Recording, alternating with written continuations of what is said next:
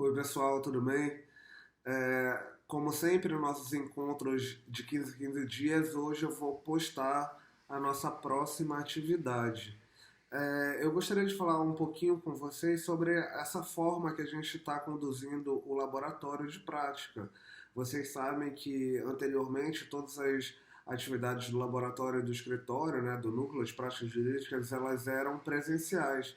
Então, essa nova realidade que está afetando a todos nós, e não só na nossa disciplina, mas em todas as outras disciplinas, tem exigido que a gente aprimore cada vez mais os mecanismos de avaliação e de controle, né, para que a gente consiga conduzir a matéria de uma forma que seja confortável não para a instituição, mas para os próprios alunos, para que vocês aproveitem ao máximo a disciplina, tendo cada vez menos esforço possível, né, para que vocês consigam atender a todas as atividades que vocês possuem. Então, a gente, em primeiro momento, eu passava todo o caso concreto para vocês e toda a diretriz, depois a gente voltou atrás, pensou em fazer, em realmente essa avaliação, em passar o caso sem dizer qual o caminho processual adequado para que vocês resolvessem, mas agora, nesse momento, a gente está voltando atrás e fazendo realmente do jeito que a gente tinha pensado inicialmente. Eu vou sempre passar então agora para vocês, e espero que seja definitivo, até para evitar esses desencontros de tempo, né, e de didática. Eu espero que a gente adote esse mecanismo para que seja feito assim pelo menos até o final do bimestre. Então vocês já vão saber que eu vou sempre passar a solução para vocês. Então nesse vídeo, nesse próprio vídeo, eu vou ler o caso concreto e eu vou resolver esse caso concreto e vocês vão analisar a minha resolução, tá? É lógico, vocês podem resolver ele junto comigo quando vocês estiverem analisando, ou vocês podem resolver posteriormente. Primeiro tentem resolver e depois assistam um vídeo para saber se vocês acertaram e o que vocês têm que consertar, tá bom? Sem mais delongas, vamos lá para o nosso caso concreto. Nossa atividade número 5 é a atividade que fala da Gabriela. A Gabriela, nascida em 28 de 4 de 2000, terminou o relacionamento amoroso com Patrick, não mais suportando as agressões físicas sofridas, sendo expulsa do imóvel que residia com companheira em comunidade carente na cidade de Fortaleza, Ceará, juntamente com o filho do casal, de apenas 2 anos. Sem ter familiares no estado e nem outros conhecidos, passou a pernoitar com o filho em igrejas e outros locais de acesso público, alimentando-se a partir de ajudas recebidas de desconhecidos. Nessa época, Gabriela fez amizade com Maria, outra mulher em situação de rua que enfrentava os mesmos espaços que ela. No dia 24 de dezembro de 2019, não mais aguentando a situação e vendo o filho chorar e ficar doente, em razão da ausência de alimento, né, de alimentação, após não conseguir emprego ou ajuda, Gabriela decidiu ingressar em um grande supermercado da região, onde esconderam na roupa 2 pacotes de macarrão, cujo valor totalizava R$ 18. Ocorre que a conduta de Gabriela foi percebida pelo fiscal de segurança, que a abordou em momento que ela deixava o estabelecimento comercial sem pagar pelos bens e apreenderam 2 produtos escondidos. Em sede policial, Gabriela confirmou os fatos, reiterando a ausência de recursos financeiros, a situação de fome e risco físico do seu filho. Juntando a folha de antecedentes criminais, sem outras anotações, o laudo de avaliação dos bens subtraídos confirmando o valor dos bens e ouvidos os envolvidos, inclusive o fiscal de segurança e o gerente do supermercado, o auto de prisão em flagrante e o inquérito policial foram encaminhados ao Ministério Público, que ofereceu denúncia em face de Gabriela pela prática do crime previsto no artigo 155 caput, combinado com o artigo 14, inciso 2, ambos do Código Penal, além de ter opinado pela liberdade da acusada. Ou seja, Gabriela está sendo denunciada, né, pelo crime de furto tentado, né? Então, o magistrado, em atuação perante o juiz competente, no dia 18 de janeiro de 2011, recebeu a denúncia oferecida pelo Ministério Público, concedeu liberdade provisória à acusada, deixando de converter o flagrante em preventiva e determinou que fosse realizada a citação da denunciada. Contudo, foi concedida liberdade para Gabriela antes da sua citação, e como ela não tinha endereço fixo, não foi localizada para ser citada. No ano de 2015, Gabriela consegue um emprego e fica em melhores condições. Em razão disso, procura um advogado esclarecendo que nada sabe sobre o prosseguimento da ação penal, a que respondia. Disse ainda que Maria, hoje residente na rua X, na época dos fatos também era moradora de rua e tinha conhecimento de suas dificuldades. Diante disso, em 16 de março de 2015, segunda-feira, sendo terça-feira útil em todo o país, Gabriela e o advogado comparecem em cartório, onde são informados que o processo estava em seu regular prosseguimento desde 2011, sem qualquer suspensão, esperando a localização de Gabriela para a citação. Naquele mesmo momento, Gabriela foi citada para, assim como intimada, do seu advogado, para a apresentação de medida cabível.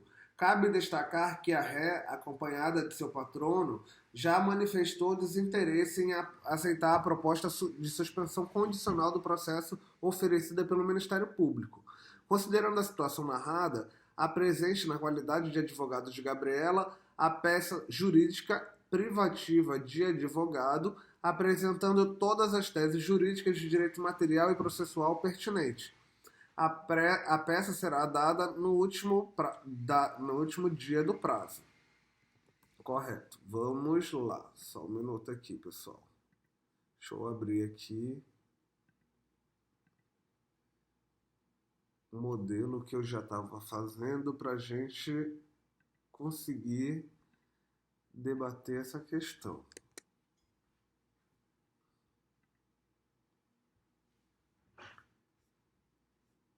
Vamos lá. No primeiro momento, vocês vão ter que identificar qual é a peça cabível, né? Qual é o meio jurídico cabível que vai ser utilizado para a apresentação de defesa da sua cliente, né? No caso, a Gabriela. E essa peça, né, no direito penal, a gente sabe, conforme o artigo 396 e 39A do CPP, que é a resposta à acusação. Quem falou resposta à acusação acertou. Vou abrir o Código Penal aqui para a gente ler juntos a expressa disposição textual da lei.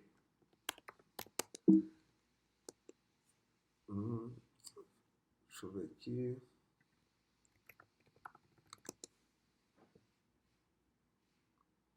Sempre que vocês forem fazer atividade, gente, leiam um artigo da lei. Não busquem a resposta antes de verificar o dispositivo legal, né? Diz o artigo 396. Nos procedimentos ordinários e sumário, oferecida a denúncia ou queixa, que é exatamente o caso do nosso caso, se o juiz, se não a rejeitar a queixa liminarmente ou a denúncia, vai receber e ordenar a citação do acusado para responder à acusação. A expressa determinação legal é recebê-la-á e ordenará a citação do acusado para responder à acusação por escrito no prazo de 10 dias. Ou seja, e diz aí do artigo 396A, na resposta de acusação, o acusado poderá arguir preliminares, alegar tudo de interesse à sua defesa, bem como oferecer documentos e justificações. Veja que o artigo 396A, pessoal, ele não fala que é obrigatório a apresentação de todas as teses. Ele fala que o acusado poderá apresentar. Mas a nossa questão, ela exige que você apresente todas as teses jurídicas cabíveis, né? Não foi isso que diz lá na parte final? Vamos ver aqui. Que a peça privativa de advogado apresentando todas as teses jurídicas de direito material e processual pertinentes. Então, pronto. Então, a gente já passou da primeira fase e essa é a principal se você não acertar essa face daqui, você errou todo o resto. Então, a gente já identificou no artigo 396A e 396 e 396A que a peça que a gente utiliza para apresentar defesa a uma peça acusatória de denúncia ou queixa-crime é a resposta à acusação, né? O juiz, quando ele recebe, ele pode rejeitar de início, como a gente viu, liminarmente, ou ainda vai determinar, alternativamente, a citação da parte para apresentar a defesa. Percebam que a nossa questão está intimamente ligada ao furto que Gabriela cometeu no interior da loja do supermercado. A parte inicial do texto, falando que ela foi expulsa de casa e que ela tinha um filho menor e etc., era só para você conseguir entender a situação social, socioeconômica da sua cliente.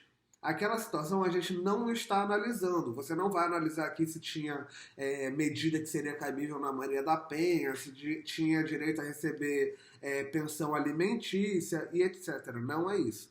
A nossa questão é exclusivamente o crime ou o delito que Gabriela praticou ao ter subtraído dentro de um supermercado a 2 pacotes de macarrão.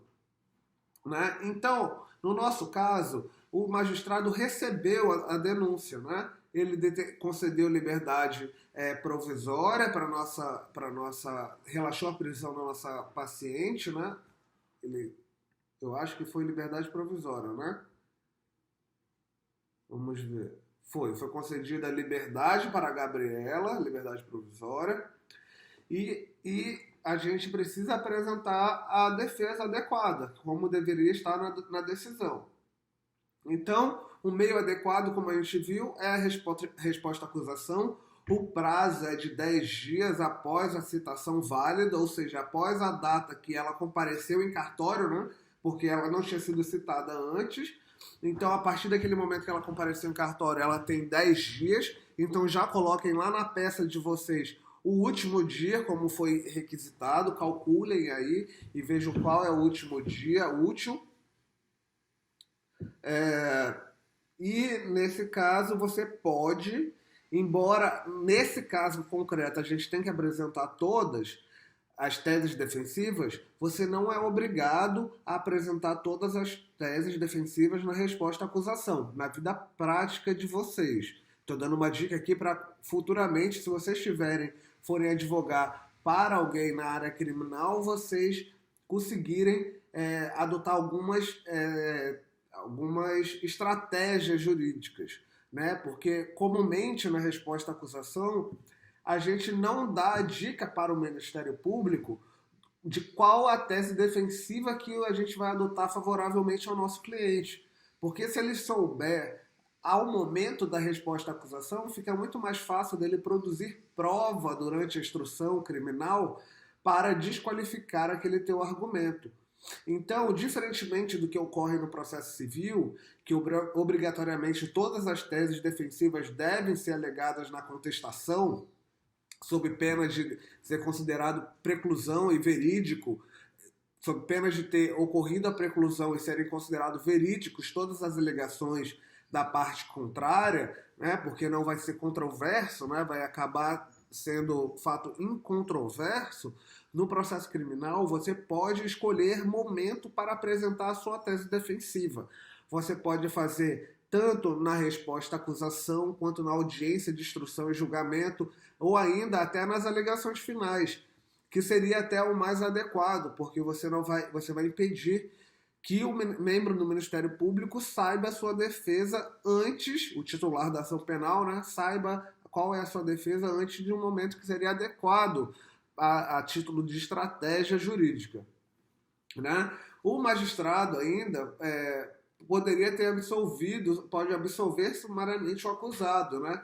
Desde que ele verifique alguma daquelas situações do artigo 397 do CPP, que é a cláusula excludente de ilicitude, de culpabilidade, de tipicidade, ou ainda a cláusula extintiva da punibilidade. Né? Então, vamos ver, nesse caso concreto, o que a gente teria que falar. Né? Bom, primeiro momento, vamos ver que a denúncia do fato imputado a Gabriela foi praticada em 24/12/2010, às vésperas do Natal, né, gente? Gabriela praticou o crime. Ela tinha 20 anos de idade, ou seja, ela era menor de 21. O crime que foi imputado a ela foi o furto simples, com pena máxima de 4 anos. Ou seja, no artigo, de acordo com o artigo 108.4, né, do Código Penal, os crimes cujas penas máximas não excedam a 4 anos prescrevem em 8 anos. Mas como ela era menor de 21, a data que ela praticou o ato, né, na forma do artigo 115 do Código Penal, o prazo penal vai ser reduzido pela metade. Ou seja, o prazo prescricional do caso dela era de 4 anos. Né? Entre a data do recebimento da denúncia, que foi dia 18/1/2011, e a data que Gabriela foi citada, que foi dia 16/3/2015, transcorreu mais de 4 anos. Então teria que ser declarada a extinção da punibilidade de Gabriela, conforme o artigo 107.4 do Código Penal. E isso a gente podia alegar em preliminar da nossa resposta à acusação, para que ela fosse absolvida sumariamente. Mas, pelo princípio da eventualidade, né, ou seja, se o juiz não acatar a nossa tese defensiva de preliminar e a gente tiver que passar para o mérito, a gente pode adotar outras duas grandes questões, né, nesse caso concreto, que poderiam ajudar a nossa cliente. Que o primeiro delas seria o princípio da insignificância, né? A Gabriela agiu por um motivo famélico, né? De não aguentar ver o filho numa situação de penúria. Em virtude disso, ela subtraiu algo que tem valor de R$ 18 e que, de fato, é um valor muito baixo e que o direito penal deveria se preocupar com questões muito mais relevantes do ponto de vista da sociedade do que efetivamente com essa causa tão pequena.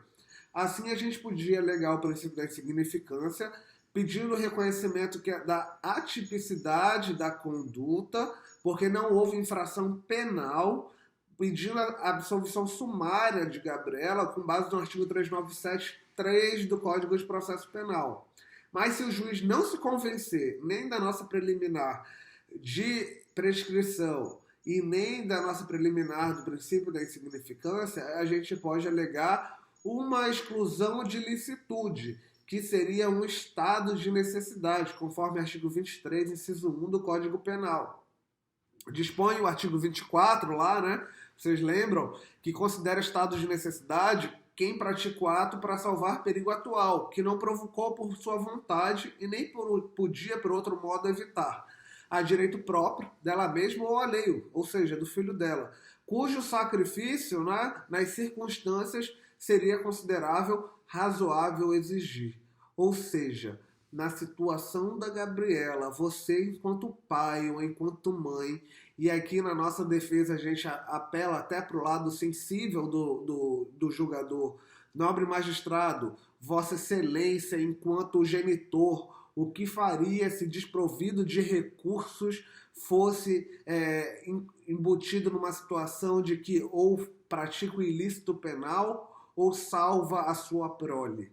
O que você faria, magistrado? O que o direito deveria exigir de Gabriela numa situação tal como a narrada nos autos? Não seria outra a não ser a própria absolvição da nossa cliente, né, com base no artigo 397.1 do CPP.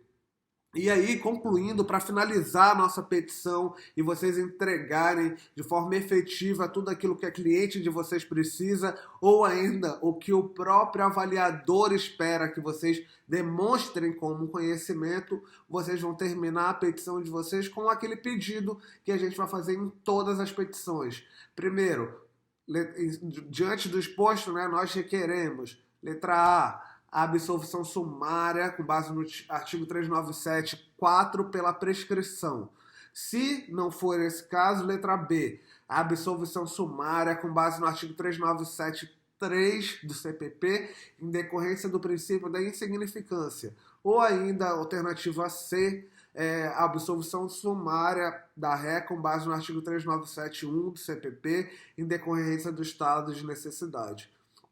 E aí vocês podem indicar a eventual testemunha que tenha da situação de vocês, assinar a petição e correr para um abraço que a missão foi concluída, tá bom? Estou aqui à disposição de vocês, qualquer coisa entrem em contato naqueles nossos horários já previamente definidos, ou se vocês ainda preferirem, podem entrar em contato comigo pelo WhatsApp, lógico, dentro de horários razoáveis, mas eu estou aqui à disposição de vocês. Eu espero que vocês consigam concluir as nossas atividades e boa semana de avaliação para vocês, com muito estudo, muita dedicação. Lembre que vocês têm um mundo para conquistar e o momento de começar a conquistar o mundo é agora, estudando, se dedicando, tá bom? Um abraço, pessoal, e até a próxima aula.